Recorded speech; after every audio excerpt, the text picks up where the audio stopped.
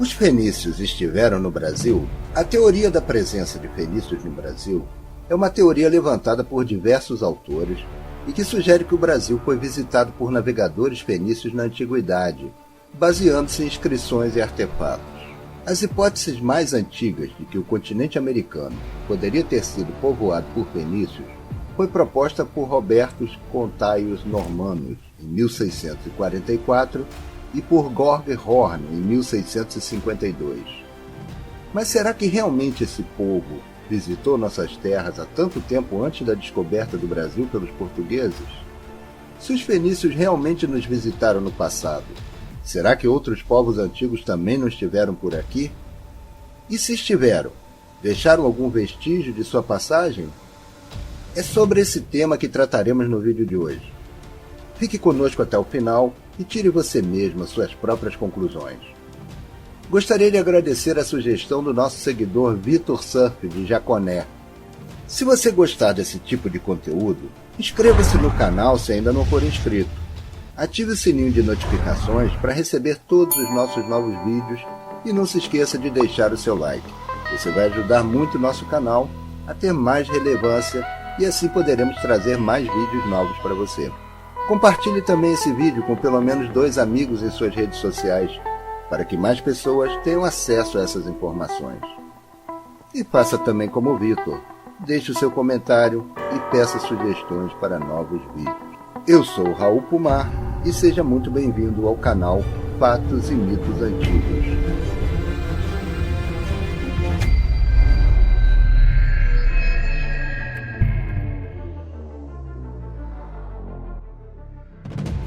O autor austríaco Ludwig Schönhagen, em sua obra Fenícios no Brasil, Antiga História do Brasil de 1100 a.C. a 1500 d.C., expõe amplamente a teoria da presença de fenícios no Brasil.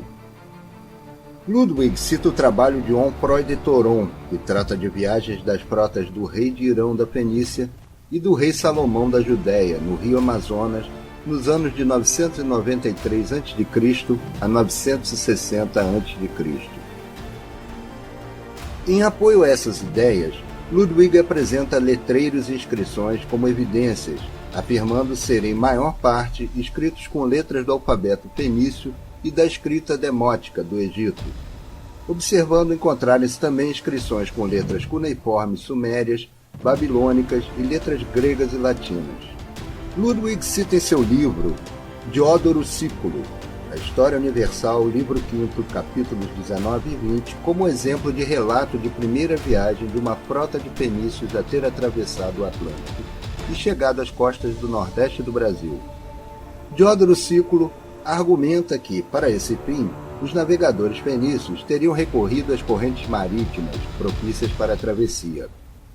Ludwig afirma também que a língua tupi pertence à grande família das línguas pelásgicas, sendo um ramo da língua suméria. Diz que as 7 tribos da nação tupi residiam em um país chamado Caraíba, um grande pedaço de terra firme localizado onde hoje fica o Mar do Caribe, onde eles tinham se refugiado da destruição da Atlântida. Chamava-se Cáris e eram ligados aos povos cários da Cária, no Mediterrâneo. O padre Antônio Vieira afirmava que os tupinambás e tabajaras contaram-lhe que os povos tupis migraram para o norte do Brasil pelo mar, vindos de um país que não existe mais. O país Caraíba teria desaparecido progressivamente, afundando no mar. E os tupis salvaram-se rumando para o continente. Os tabajaras diziam-se o povo mais antigo do Brasil e se autoproclamavam tupinambás, que significa homens da legítima raça tupi, causando desprezo de parte dos outros povos tupis, que os insultavam de tupiniquim e tupinambarana, que quer dizer tupis de segunda classe. Sempre se conservou a tradição de que os tupis tinham 7 tribos, segundo o autor, que também diferencia o povo tapuia do povo tupi, dizendo que seriam os tapuias os verdadeiros indígenas brasileiros. De acordo com Ludwig, o continente americano é a lendária Ilha das 7 Cidades. Segundo o autor, Tupi significa filho ou crente de Tupã. A religião Tupi teria aparecido no norte do Brasil há cerca de 1000 anos antes de Cristo, juntamente com a chegada dos fenícios, e foi propagada por sacerdotes cários da ordem dos Piagas. Os Piagas, que significa de onde deriva pajés, fundaram no norte do Brasil um centro nacional dos povos tupis, denominando Piaguia. De uma corruptela no nome desse lugar, surgiu com o tempo o nome do estado brasileiro do Piauí. Esse lugar específico é conhecido hoje como Parque Nacional de Sete Cidades, no Piauí. Quem também era interessado por antropologia foi o imperador Pedro II do Brasil, que contribuiu muito para a arqueologia com a criação de instituições de pesquisa. Com a proclamação da República, os museus se tornaram centros de estudo do passado remoto, enquanto que, em Belém, o zoólogo suíço Emílio Gueldi reorganizava as suas pesquisas com influência na arqueologia da região. Enquanto Auguste de Saint-Hilaire e Carl Friedman Philipp von Martins, com pesquisas voltadas especialmente para antiguidades indígenas e pinturas rupestres. Foram estes estudiosos estrangeiros que deram início à pesquisa arqueológica no Brasil no século XIX, com ênfase nos achados das pedras pintadas ou furadas, presentes na narrativa do folclore. Na década de 60, nos Estados Unidos, Cyrus H. Gordon, da Universidade Brandeis, em Boston, autor da primeira gramática da língua ugarítica, no seu livro Before Columbus, afirmou que a origem do nome Brasil é fenícia. De acordo com seus estudos, as letras B, R, Z, L, em ugarítico e outras línguas semíticas, significa ferro. Gordon complementou suas explicações, dizendo que no antigo folclore irlandês existem referências sobre a lendária ilha High Brasil, Ilha do Brasil, no Atlântico, e que esse nome é fenício, High Brasil, que significa Ilha do Ferro. As lendas mencionam ainda o desaparecimento no fundo do mar das ilhas High Brasil e Atlântida. O professor faz ainda um comparativo interessante sobre os nomes de certos lugares na antiguidade e afirmou que na Idade do Bronze, algumas regiões tinham nomes associados ao metal pelo qual era famoso. Por exemplo, Anúbia, no Egito, significa rica em ouro. Athos, capital do Império Hitita, quer dizer rica em prata. Cyprus, ou Chipre em português, significa rica em cobre. Barzel, ferro na maioria das línguas semíticas, inclusive em árabe e hebraico, quer dizer rica em ferro.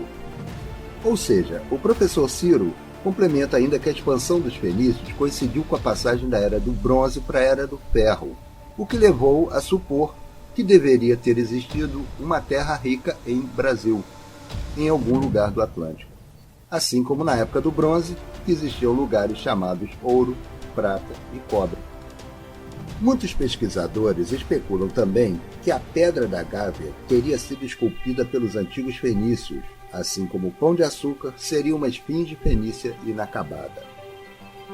A Pedra da Gávea é uma montanha monolítica na Floresta da Tijuca, no Rio de Janeiro. Sua elevação é de 844 metros, tornando-se uma das montanhas mais altas do mundo às margens do oceano. Existe no Rio de Janeiro um mito bem difundido de que a Pedra da Gávea seria uma tumba fenícia. Após o primeiro relatório de 1839, ninguém voltou a falar oficialmente sobre a Pedra da Gávea até 1931, quando um grupo de alpinistas formou uma expedição para achar a suposta tumba do rei fenício, que subiu ao trono em 856 a.C. Segundo o artigo escrito em 1956, dizia que 10 anos antes, o Centro de Excursionismo Brasileiro conquistou a orelha direita da cabeça, a qual está localizada em um local muito difícil de se chegar. Ali na orelha há uma entrada para uma gruta que leva a uma longa e estreita caverna interna, que vai até o outro lado da pedra. A parede leste é onde ficam as inscrições, que estão a 30 metros abaixo do topo, em um lugar de acesso também muito difícil.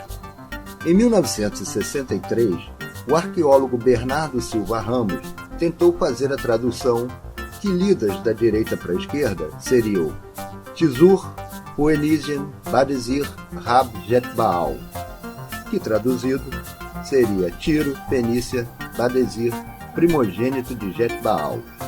Em 1978, O jornal O Globo publicou um artigo que falava sobre o caso dos vasos fenícios encontrados no fundo da Baía de Guanabara. O mergulhador José Roberto Teixeira achou 12 peças arqueológicas, entre elas 3 ânforas. Uma permaneceu com ele e os outros 2 vasos, assim como o restante dos achados, foram para a Marinha. As peças têm capacidade para armazenar 36 litros e estão sob a guarda do governo brasileiro. E depois de tantas evidências, o que você achou de tudo isso? São apenas mitos ou fatos reais? Deixe sua opinião nos comentários abaixo. Deixe também a sua sugestão para temas dos próximos vídeos. Se você achou esse conteúdo relevante, compartilhe com seus amigos e nos siga em nossas redes sociais. Obrigado por você ter assistido esse vídeo até aqui. Nos vemos na próxima semana em mais um novo vídeo do canal Fatos e Mitos Antigos. Até lá!